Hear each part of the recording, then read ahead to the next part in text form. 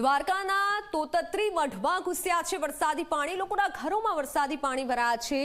ઘૂંટણસમા પાણીમાં લોકો રાત વિતાવવા માટે મજબૂર બન્યા છે। જળબંબાકાર બાદ લોકો પાણીમાં રહેવા માટે મજબૂર થયા છે। પાણીનો યોગ્ય નિકાલ ન થતા લોકોને ભારે મુશ્કેલી થઈ રહી છે। અનેક વિસ્તારો સંપૂર્ણપણે પાણીમાં ગરકાવ થયા છે। આ દ્રશ્યો અમે જે આપને દ્વારકાના બતાવી રહ્યા છીએ, આકાશી દ્રશ્યો પણ આપને બતાવ્યા, જ્યાં ઘૂંટણસમા પાણીમાંથી લોકો પસાર થવા માટે મજબૂર બન્યા છે।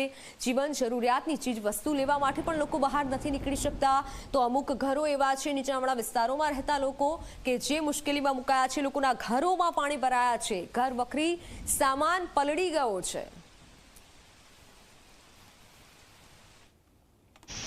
દેવભૂમિ દ્વારકા જિલ્લાના તોતાત્રી મઠ એટલે કે જે રેલવે સ્ટેશન રોડ આવેલો છે ત્યાં જી 24 કલાકની ટીમ પહોંચી છે। આ દ્રશ્યોમાં જોઈ શકાય છે કે જે ઘૂંટણસમા પાણીની અંદર લોકો રહેવા છે તે મજબૂર બન્યા છે, કારણ કે જે રીતના વરસાદ છે તે વરસી રહ્યો છે તેને લઈને હવામાન વિભાગ પણ છે તે જે સૂચનાઓ આપે છે, પરંતુ ક્યાંક જે વહીવટી તંત્ર છે કે તેમના દ્વારા મહેનત તો કરવામાં આવે છે, પરંતુ આ પાણી છે કે જે દૂર થવાનું નામ નથી લઈ રહ્યું અને લોકો પણ છે તે આ પાણી ક્યારે સુકાય અથવા તો આ પાણીનો યોગ્ય નિકાલ ક્યારે થાય તેની છે રાહ જોઈને બેઠું છે।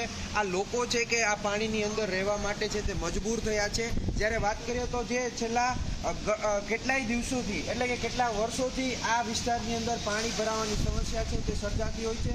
આ વિસ્તારની અંદર 3 જેટલી સ્કૂલો આવેલી છે અને સાથે આ વિસ્તાર છે કે જે રેલવે સ્ટેશનને જોડતો માર્ગ છે કે ત્યાં પણ યાત્રિકો આ રોડને લઈ અને રેલવે સ્ટેશન સુધી પહોંચતા હોય છે। તો જોવું એ રહ્યું કે આ પાણીનો યોગ્ય નિકાલ ક્યારે અને ક્યારે લોકો પણ રાહ જોઈ રહ્યા છે કે ક્યારે આ પાણીનો નિકાલ થાય અને અમે શાંતિથી જે જીવન જીવતા હતા તે રીતનું જીવન જીવી શકીએ। જયદીપ લાખાણી, જી 24 કલાક દ્વારા।